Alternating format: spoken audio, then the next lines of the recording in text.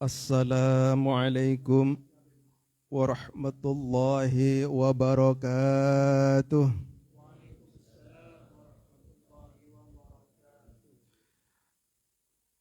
Alhamdulillah. Alhamdulillahilladzi hadana lil iman wal islam wa khassana bi syari'ati ala sayyidina Muhammadin sallallahu alaihi wasallam khairil anami wal bashar. Asyhadu an la ilaha illallah wahdahu la syarika lah wa asyhadu anna Muhammadan abduhu wa rasuluh.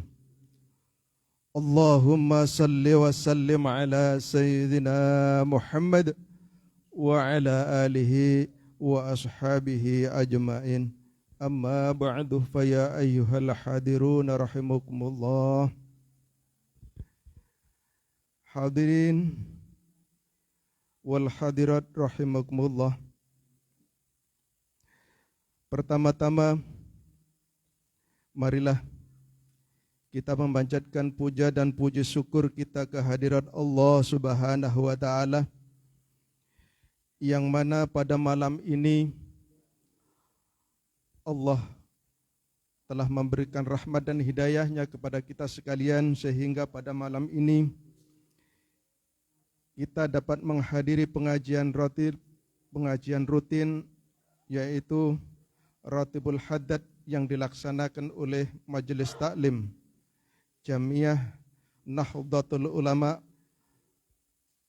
Kecamatan Blabatuh. Semua ini patut kita syukuri bersama-sama. Sebagaimana Allah Subhanahu wa taala berfirman, la in syakartum la azidannakum wa la in kafartum inna adzabi lasyadid. Bapak-bapak,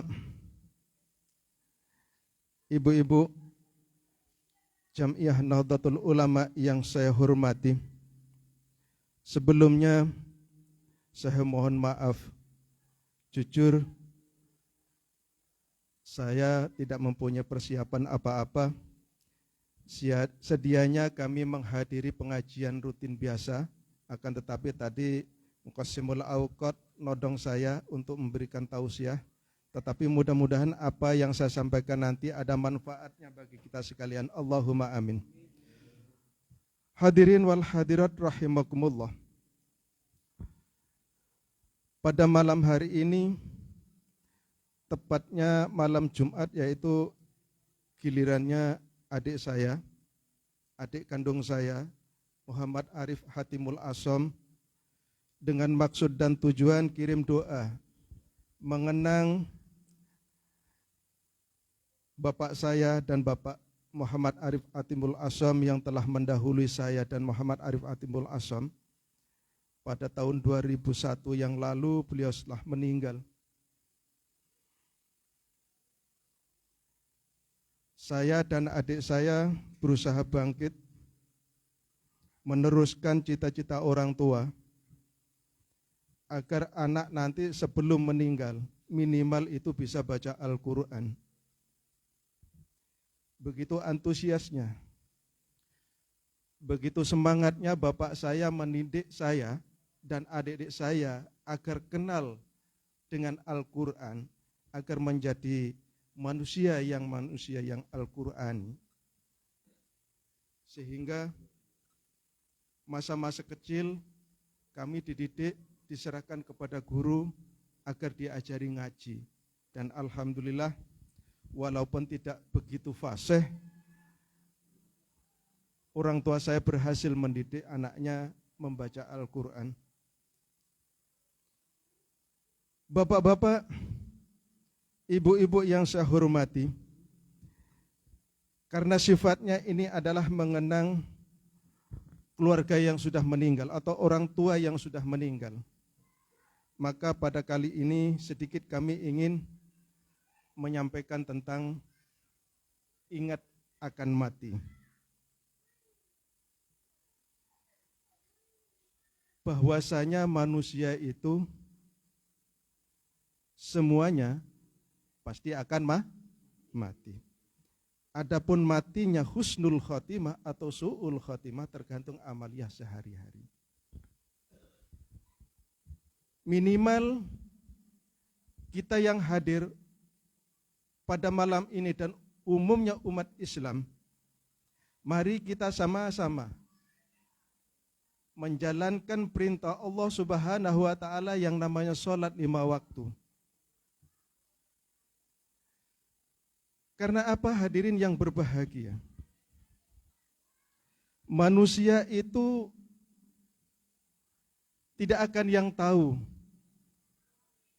Tidak pernah ada yang tahu kapan manusia atau kita itu akan mati. Mati hari inikah? Atau besok, lusa, atau 1 tahun lagi? Tidak ada satupun yang tahu. Betul? Tetapi mati itu pasti datang.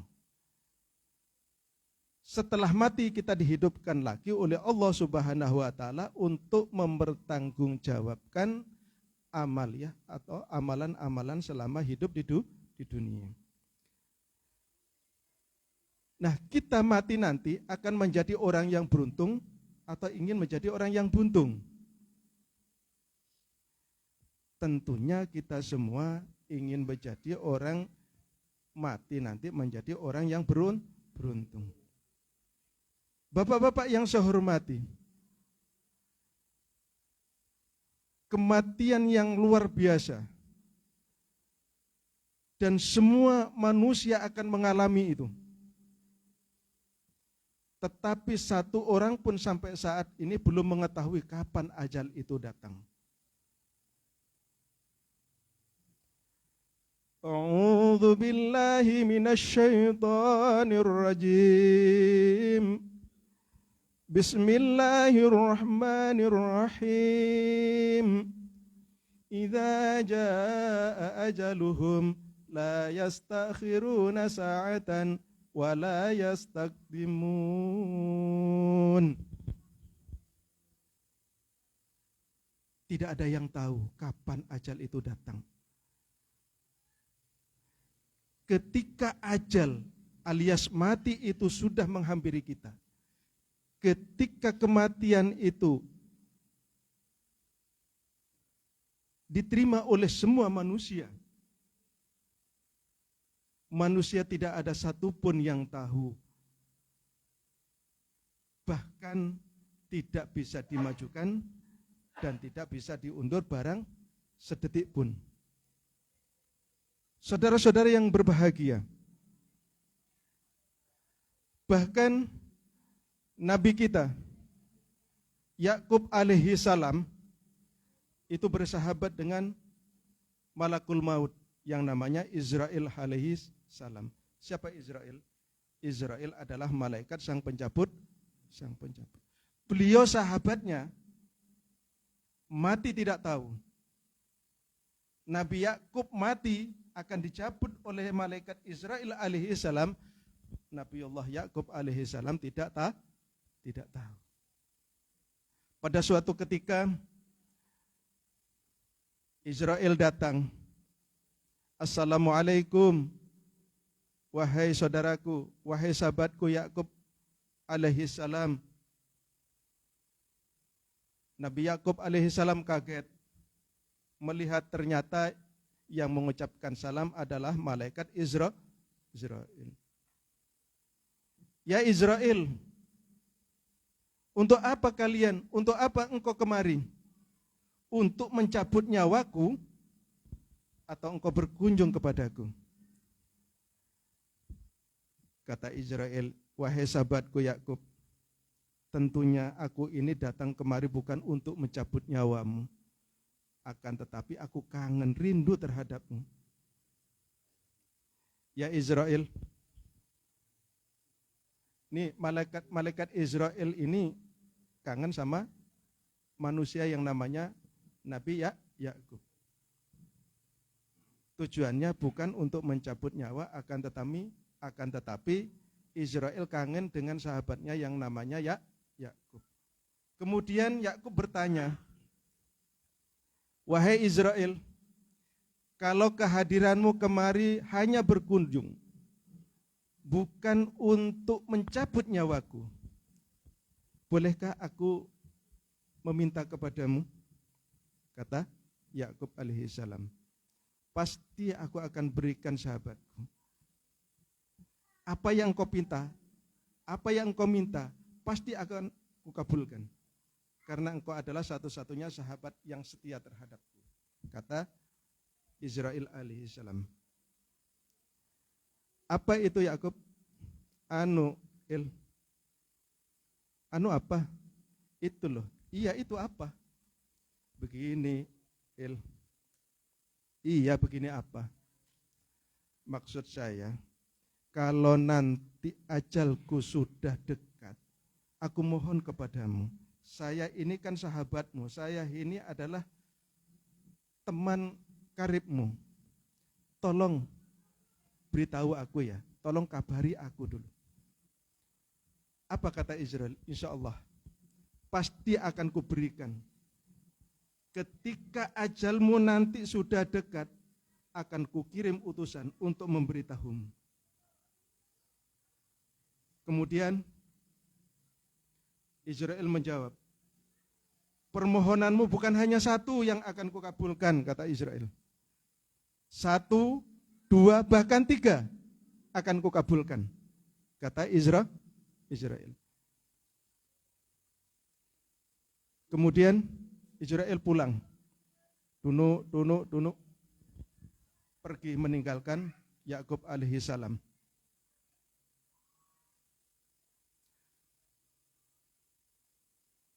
Di lain waktu, Israel datang lagi. Assalamualaikum, wahai sahabatku Yakub alaihissalam. Waalaikumsalam. Ini Yakub ini senang. Karena apa? Dia sudah minta terlebih dahulu kepada Israel, kalau ajalnya sudah dekat, tolong dikasih tahu duluan. Tiba-tiba Israel datang lagi, ya. Israel datang, dianggapnya oleh Yakub alaihissalam hanya berkunjung. Tetapi Yakub tetap bertanya dengan pertanyaan yang sama seperti biasanya. Wahai Israel, untuk apa engkau kemari? Untuk berkunjung, kangen terhadapku dan keluargaku? Oh tidak. Kali ini kedatanganku bukan berkunjung Yakub, akan tetapi ingin mencabut nyawamu. Astagfirullahaladzim. Kaget Yakub alaihissalam. Kaget. Protes kepada Israel. Wahai Israel, saya dulu kan pernah minta kepadamu dan engkau sanggup mengabulkan permohonanku. Iya, apa itu? Kalau ajalku sudah dekat, tolong kasih tahu saya ya. Tetapi tiba-tiba engkau datang, ingin mencabut nyawaku, ingin membunuhku tanpa memberi kabar terlebih dahulu. Padahal itu sudah pernah aku ajukan. Padahal itu sudah pernah aku minta. Wahai saudaraku Yakub alaihissalam. Ini rupanya Yakub ini pinter ini.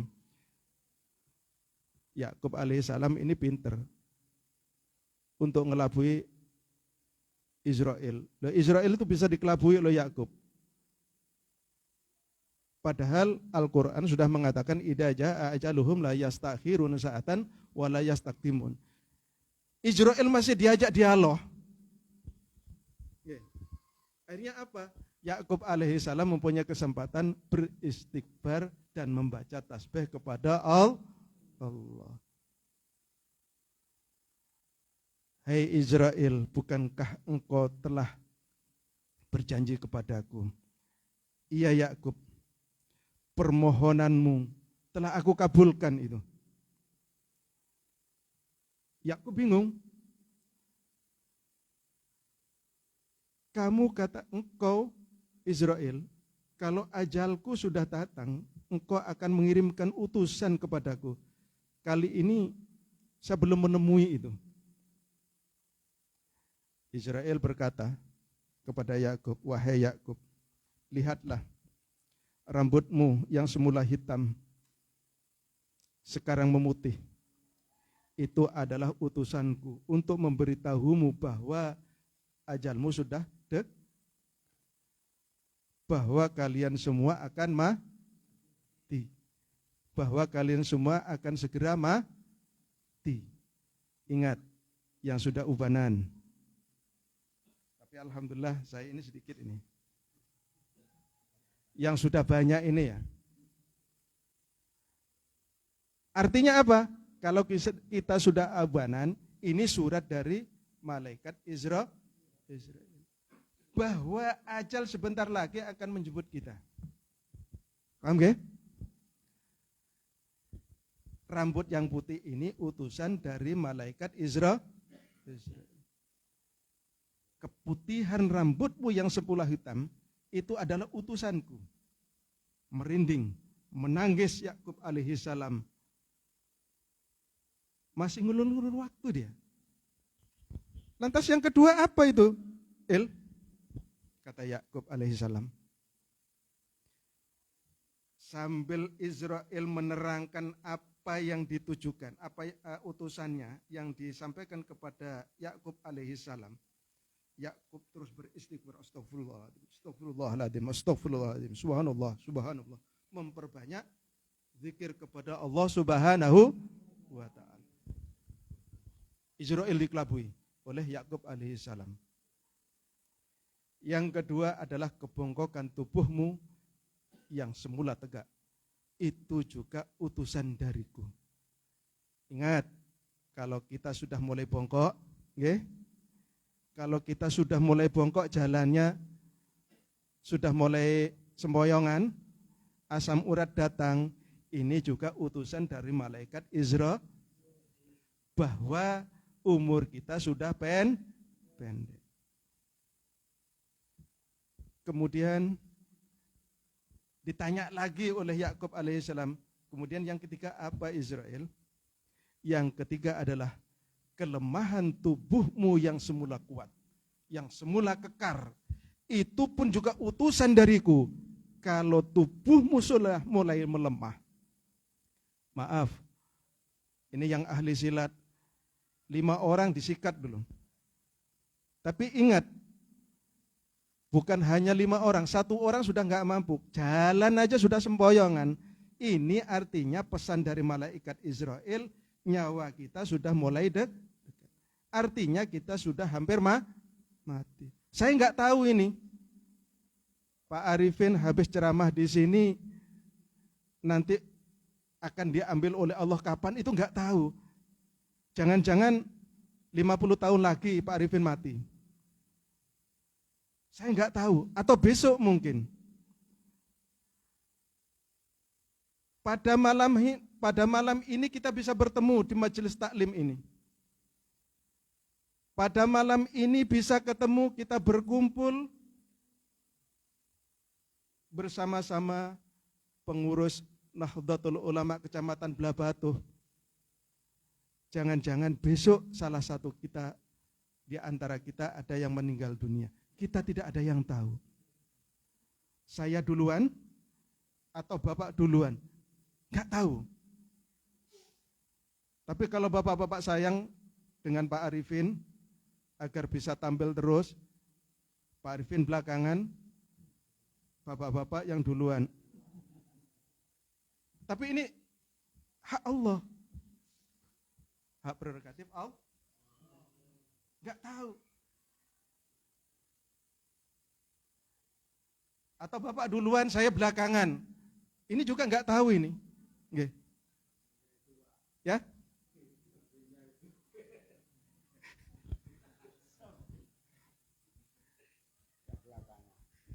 Ya. Bapak-bapak hadirin sekalian yang saya hormati. Manusia itu tidak ada satupun yang tahu kapan mau mati. Sama seperti pohon kelapa, Pak. Coba lihat pohon kelapa itu. Kadang-kadang masih bunga itu sudah rontok semua. Kadang-kadang sudah mulai pentil, sebesar apa nih? Sebesar jeruk sudah jatuh. Kadang-kadang sudah mulai ada buahnya, jatuh. Kadang-kadang sudah tua pun juga tidak mati-mati. Kadang-kadang sudah tua, bahkan sudah kering kelapa itu, ditunggu di bawah ini karena nggak bisa naik, nggak jatuh-jatuh juga, bahkan sampai tumbuh di atas. Cicitnya banyak. Inilah manusia. Tidak ada satupun yang tahu. Mungkin Pak Arifin sekarang sudah mulai mempunyai cucu sekarang. Gak mati-mati juga. Punya cicit, gak mati-mati juga. Sampai umur 190. Wah, luar biasa nih. Tapi kadang-kadang bapak-bapak yang umur 70, 60, rata-rata manusia itu meninggalnya umat Muhammad kira-kira 63. Ada enggak yang ada 63 ini? Kalau lebih dari 63 ini bonus, nggih?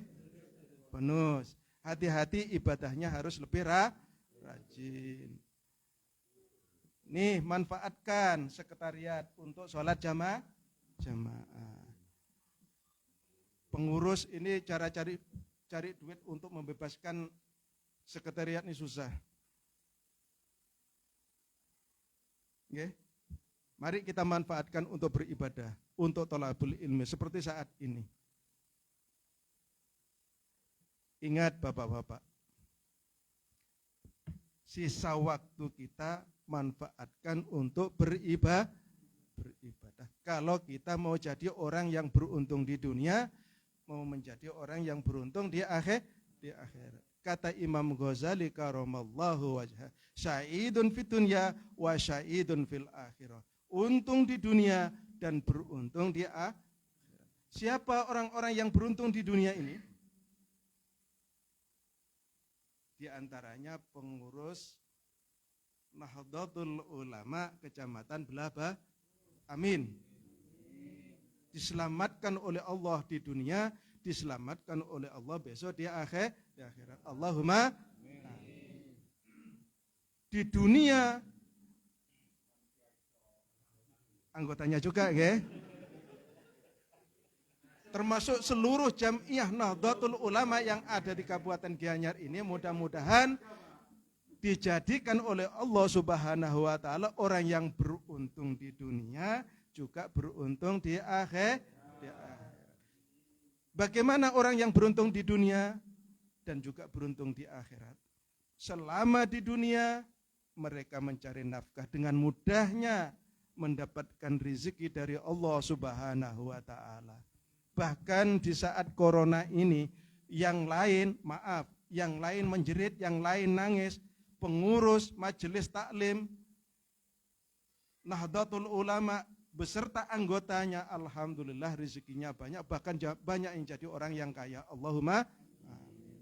Menjadi pengusaha yang sukses. Ketika hasil karyanya didapatkan, tidak lupa sisihkan sedikit hartanya disumbangkan untuk majelis taklim. Sedikit menyisihkan hartanya untuk menyumbang pembangunan majelis taklim. Ketika rezeki beliau sudah dapatkan, apalagi menjadi orang kaya, ya. Ketika pengurus mau bangun lantai 3 ini, Pak, kira-kira apa yang bisa saya bantu? Wah, ini baru orang yang sa'idun fid dunya wa sa'idun fil akhirah. Orang yang beruntung di dunia dan juga beruntung di akhirat. Ya. Pak Joko ngomong, ini ada semen, tapi pasirnya nggak ada. Ini Mas Holik datang, saya jadi pengusaha kerupuk yang sukses. Sekarang saya nggak itir sendiri, saya jadi bos. Penghasilnya 5 juta per hari. Allahumma amin. Pak Joko gimana? Kalau pembangunan musola, pembangunan majelis taklim, pembangunan sekretariat ini, bagaimana kalau pasirnya saya yang handle? Wah, ini baru orang sukses. Orang yang sa'idun fid dunya wa sa'idun fil akhirah. Allahumma amin. Orang yang seperti ini tidak pernah lupa dengan ibadahnya. Bahkan ajak-ajak dari rumah ke rumah, Mas, Kang, Lek, Yuk sholat jamaah yuk. Istri saya sekarang lagi halangan. Saya nggak ada temannya sholat jamaah. Yuk sholat di sekretariat. Habis sholat jamaah, kumpulin anak kecil-kecil, diajar ngaji. Diajari baca tulis Al-Quran. Pinter. Muridnya pinter-pinter ngaji, pinter tahlilan, kiai mati dikirimi do, kiai mati dikirimi tahlil. Nggih. Leres nggih? Orang yang seperti inilah yang diharapkan oleh Imam Ghazali, sa'idun fid dunya wa sya'idun fil akhirah. Tapi ada orang yang sa'idun fid dunya wa syaqiyun fil akhirah. Untung di dunia, tetapi celaka di akhirat. Siapa itu? Jadi pengusaha besar di sini. Corona semuanya nangis, usahanya semakin meningkat. Ada rumah murah dijual, dibeli, sikat. Ada tanah beli, semuanya jadi tuan tanah akhirnya. Tetapi orangnya pelit, orangnya enggak mau sedekah, orangnya tidak mau memikirkan anak-anak yatim, orangnya tidak mau memikirkan orang-orang yang sedang kelaparan, bahkan yang naudzubillah summa naudzubillah, orangnya tidak mau sholat. Orang yang seperti ini walaupun kayanya kayak apa, perusahaan punya, rumah punya, mobil mewah dia punya, apa yang diinginkan beliau tercapai. Mulai perusahaan yang paling kecil, perusahaan semut, sampai perusahaan gajah dia punya. Tetapi kalau tidak mau sholat, orang yang seperti ini, walaupun di dunia dia beruntung, di akhirat celaka. Na'udzubillah, summa na'udzubillah. Hadirin wal hadirat rahimakumullah. Mudah-mudahan kita yang hadir pada malam hari ini ditakdirkan oleh Allah Subhanahu wa taala menjadi orang-orang yang husnul khatimah. Dilancarkan dalam mencari rezeki. Yang sakit disembuhkan oleh Allah Subhanahu wa taala, yang banyak hutang dilunasi oleh Allah Subhanahu wa taala. Allahumma amin. Saudara-saudara kita, orang tua kita, guru-guru kita, mari kita doakan semuanya. Yang masih hidup mudah-mudahan diberikan panjang umur oleh Allah Subhanahu wa taala agar beliau tetap terus mendidik kita sekalian. Orang tua kita juga mudah-mudahan diberikan panjang umur, diberikan kesehatan, banyak rezeki oleh Allah Subhanahu wa taala agar beliau tetap membimbing, mengarahkan kita ke jalan yang benar. Yang sudah meninggal, mudah-mudahan diampuni dosanya, diterima amalnya. Allahumma amin. Hadirin yang berbahagia, demikianlah apa yang dapat saya sampaikan. Walaupun tanpa persiapan, mudah-mudahan apa yang saya sampaikan ini, apabila terjadi kehilafan, kesalahan, tersinggung dalam hati sanubari bapak-bapak hadirin sekalian, sesungguhnya ini adalah kebodohan yang ada pada diri hamba. Sudilah kiranya bapak-bapak hadirin wal hadirat memberikan tambahan ilmu kepada hamba yang dhaif ini. Dan apabila apa yang saya sampaikan ini terdapat satu ilmu yang dapat kita amalkan dalam kehidupan sehari-hari, ini adalah rahmat dari Allah Subhanahu wa taala. Aqulu qauli hada wa astaghfiruhu innahu huwal ghafurur rahim. Wassalamualaikum warahmatullahi wabarakatuh.